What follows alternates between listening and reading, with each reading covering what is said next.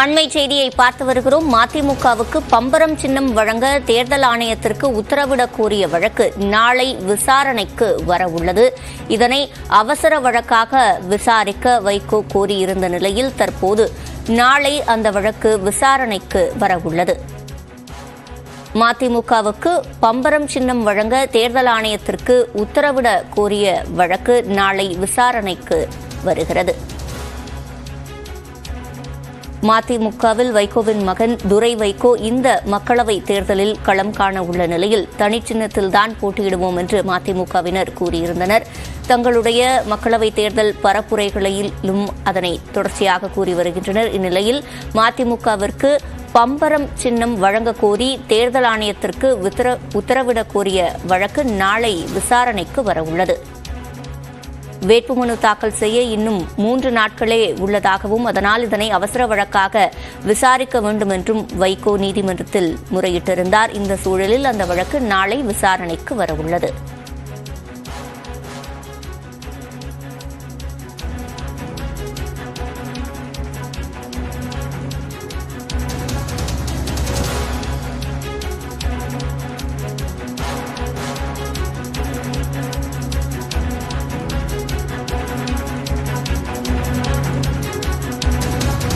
தொடர்ந்து கூடுதல் விவரங்களை செய்தியாளர் மதனிடம் கேட்கலாம். மதன், இந்த வழக்கு நாளை எத்தனை மணி அளவில் விசாரணைக்கு வரவுள்ளது?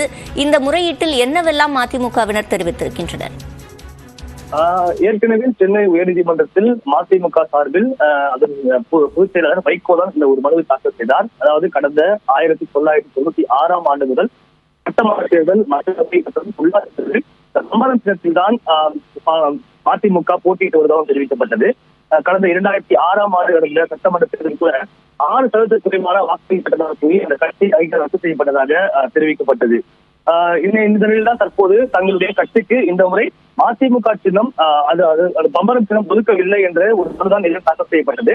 இந்த வழக்கை விசாரித்த சென்னை உயர்நீதிமன்ற தனி நீதிபதி ஏற்கனவே அதாவது 2 வார காலத்திற்குள்ளாக மதிமுகவிற்கு பம்பரம் சின்னம் வழங்குவது தொடர்பாக இந்திய தேர்தல் ஆணையம் முடிவெடுக்க வேண்டும் என்று கடந்த 7ஆம் தேதி ஒரு உத்தரவு பிறப்பித்திருந்தார். ஆனால் இந்த ஒரு உத்தரவு இதுவரைக்கும் இந்திய தேர்தல் ஆணையத்தால் பரிசீலிக்கவில்லை என்பது தொடர்பாக தான் இன்று காலை முறையீடு செய்யப்பட்டது.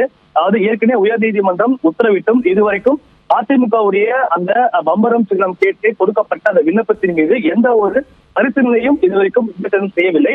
எனவே உடனடியாக இது தொடர்பாக ஒரு புதிய மனு தாக்கல் செய்ய உள்ளோம். அந்த மனுவை விசாரணை எடுத்துக் கொள்ள வேண்டும் என்ற கோரிக்கை வைக்கப்பட்டது. இதனை ஏற்றுக்கொண்ட சென்னை உயர்நீதிமன்றம் இது தொடர்பாக இன்றைய தினம் மதிமுக சார்பில் மனு தாக்கல் செய்யப்பட்டதில் நாளைய தினம் இதனை அவசர வழக்காக விசாரணைக்கு எடுத்துக் கொள்வதாக இன்று தெரிவித்துள்ளார்கள். விவரங்களை வழங்கியமைக்கு நன்றி மதன்.